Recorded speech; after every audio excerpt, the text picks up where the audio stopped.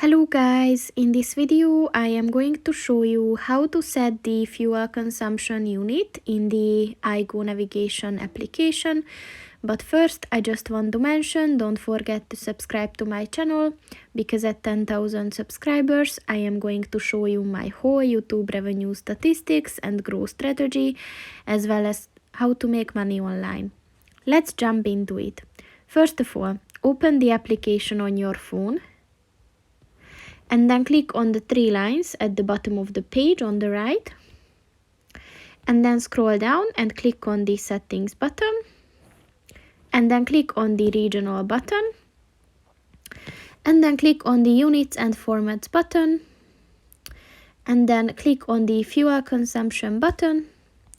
And as you can see, there are four settings that you can choose from. So just click on the unit that you want to use for this specific setting, and that's it. So that's pretty much it for this video, guys. See you in the next one. Goodbye.